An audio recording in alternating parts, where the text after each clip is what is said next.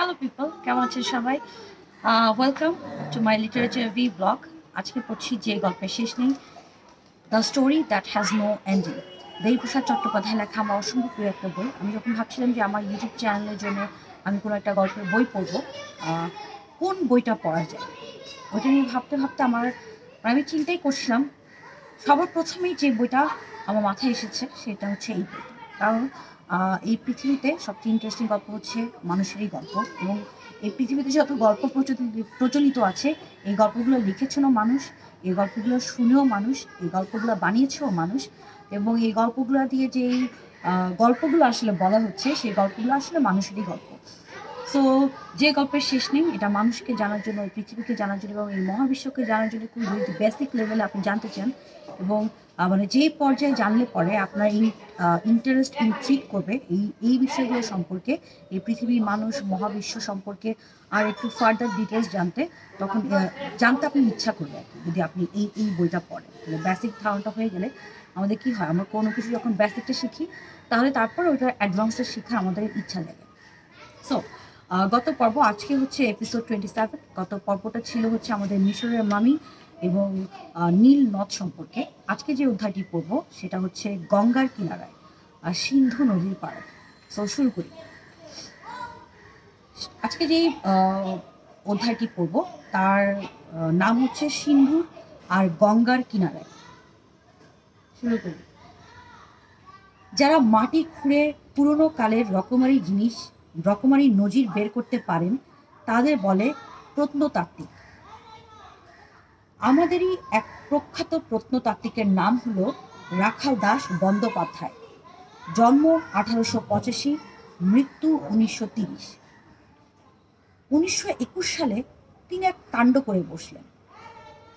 সিন্ধু প্রদেশে একটা প্রকাণ্ড ঢিবি ছিল।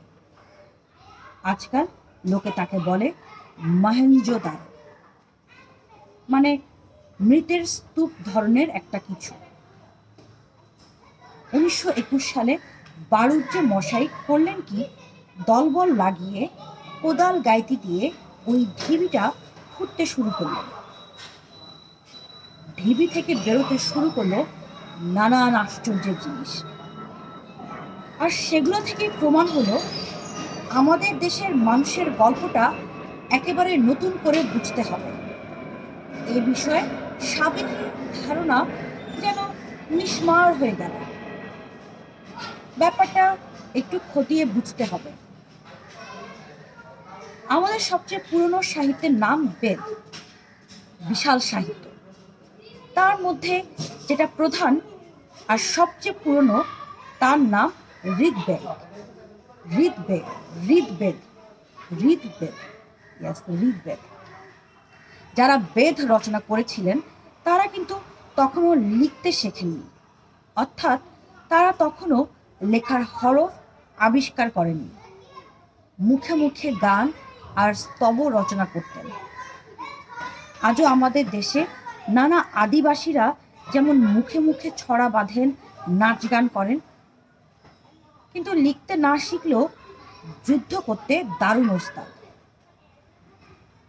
সাধারণত ধরা হয় খ্রিস্ট জন্মের প্রায় 1000 বছর আগে একদল হিন্দুকুশ হয়ে হিমালয় পেরিয়ে ভারতের উত্তর পশ্চিম দিকটা দখল করল। এরা নিজেদের বলতেন আর্য, আর যুদ্ধে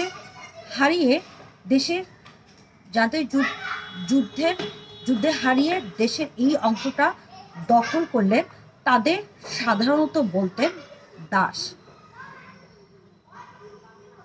এর থেকে নানান পণ্ডিত এদের নাম দেন আর্য জাতি, কিন্তু তাদের সেই মত ধোপে টেকেনি। আর্য বলতে আসলে কোনো জাতি বোঝায় না। এক জাতের ভাষাকে আর্য ভাষা বলা হয়। এই ভাষার সঙ্গে পৃথিবীর আরও নানা ভাষার মিল থেকে ভাষাটাকে বরং ইন্দো ইউরোপীয় ভাষা বলা হয়। বাড়ুজ্যে মশাই মহেঞ্জোদারো খুঁড়তে শুরু করার আগ পর্যন্ত যারা ইতিহাস লেখেন তাদের ধারণায় ওই বেদ থেকেই ভারতের ইতিহাস শুরু। কেননা ভারতে এর চেয়ে পুরনো ইতিহাসের কোনো নজিরই তখন জানা ছিল না। কিন্তু ঢিবি খুঁড়ে রাখাল দাস যেসব নজির আবিষ্কার করলেন তা থেকে প্রমাণ হলো ওই আর্যভাষীরা এই দেশ আক্রমণ করবার ঢের ঢের আগেই সিন্ধু উপত্যকায় এক পরমাশ্চর্য সভ্যতা গড়ে উঠেছিল। সেই সভ্যতায় পোড়া ইটের তৈরি ইমারত, বিশাল গোলাঘর, সাধারণের ঘর বাড়ি, রাস্তাঘাট, নানা নর্দমা তৈরির কায়দা যতই জানতে পারা গেল ততই তো পণ্ডিতদের চক্ষু চড়ক গাছ। প্রাচীন মিশরের আর প্রাচীন মেসোপটেমিয়ার মতোই পুরনো সেই সভ্যতা।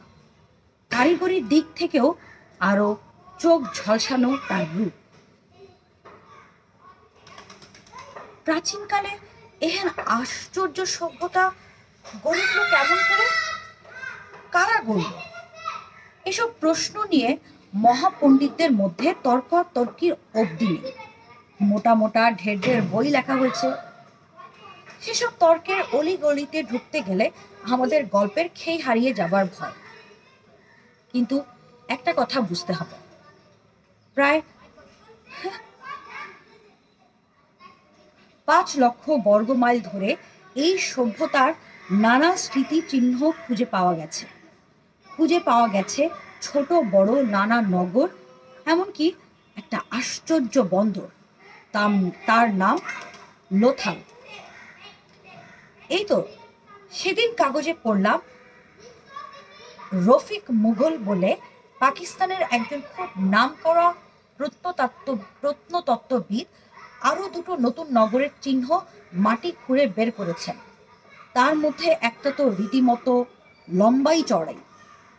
যাই হোক, ওই সভ্যতার আরো কত পরিচয় পাওয়া যাবে, এই সভ্যতার আরো কত পরিচয় পাওয়া যাবে তা এক্ষুনি কেউ জোর করে বলতে পারে না।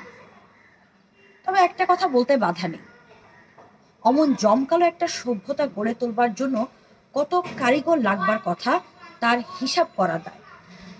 নিশ্চয়ই হাজার হাজার কারিগর, অনেক অনেক হাজার।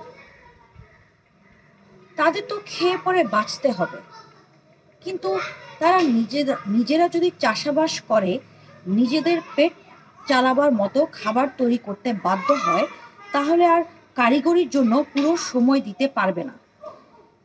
তাই তাদের পেট ভরবার জন্য আশেপাশে, এমনকি হয়তো বেশ কিছুটা দূর দূরান্তের কৃষকদের ফলানো ফসল জোগাড় করা দরকার। কিন্তু জোগাড়টা হবে কি করে? তার জন্য লুটপাটের দরকার।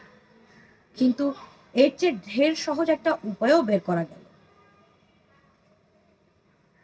গড়ন্ত নগরগুলোয় বড় বড় দেবালয় তৈরি হলো।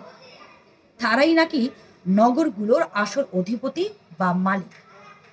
আর যে কোনো ভাবেই হোক না কেন, চাষিদের মাথায় ঢুকিয়ে দেওয়া হলো নিজেদের তৈরি ফসলের একটা অংশ সব দেবতাদের কাছে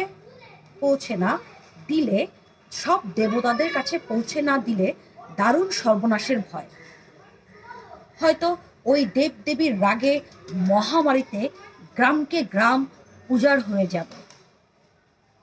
হয়তো আসছে বছর অনাবৃষ্টিতে মাটি ফেটে চৌচির হয়ে যাবে, ফসলই ফলবে না।